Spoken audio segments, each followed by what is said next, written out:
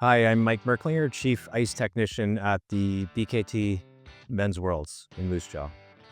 I basically grew up in a curling club. My dad's an ice maker, so I hung around him a lot at clubs. I played Little Rocks, juniors, spent a lot of time in clubs when I was a kid. And I just kind of got into it playing in high school, playing competitively, working part-time, at the rinks, doing draw changes at night. And then I just got into it in my 20s and 30s and stuck with it and started getting serious with it. I think at a certain time, your early 20s, a lot of people aren't really sure what they want to do and maybe they want to do other things. So there was definitely a time where I thought, well, maybe I'll do something different. But I always ended up coming back to curling and to the ice making. The level of curling at these championships is at such a high level. It's almost impossible to give them that kind of ice in a curling club consistently. So yeah, it's there's a lot of differences for sure. A lot of the same stuff we use in curling clubs.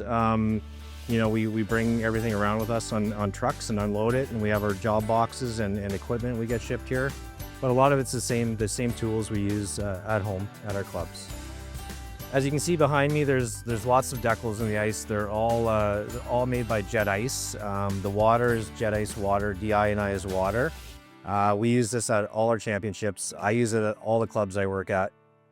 It's what gives us this really hard, surface. The pebble holds up like you wouldn't believe, 10 ends, 2 practices. So it's pretty unbelievable, the water that they produce.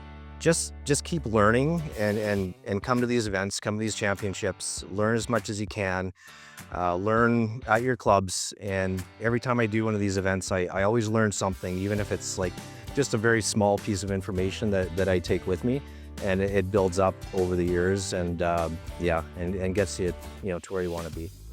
My name's Cody Hall. I'm the Deputy Chief Ice Technician of the BKT Men's Worlds here in Moose Jaw. I started off as a competitive curler, but I was awful at it.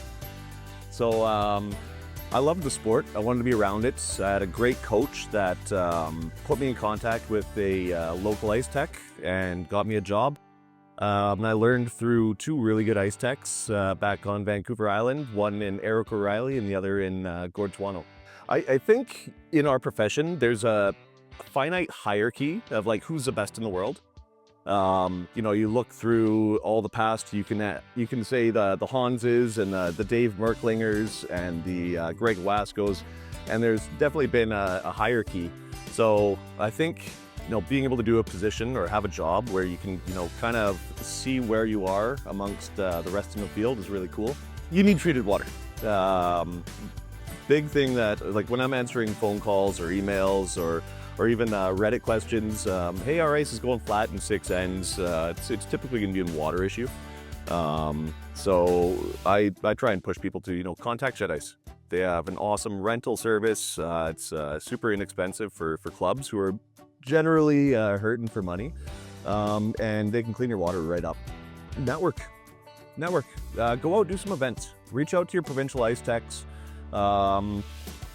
The guys that are at the top now have no problem answering questions. Come out to an event, show that you care. Spend a week with us, spend 2 weeks with us if you can, and just come and learn. Ask questions. So here's our Jet Ice water, and our pebble heads to the pebble backpacks. Cody was a very nice guy and filled up my pack for me. Thank you, Cody.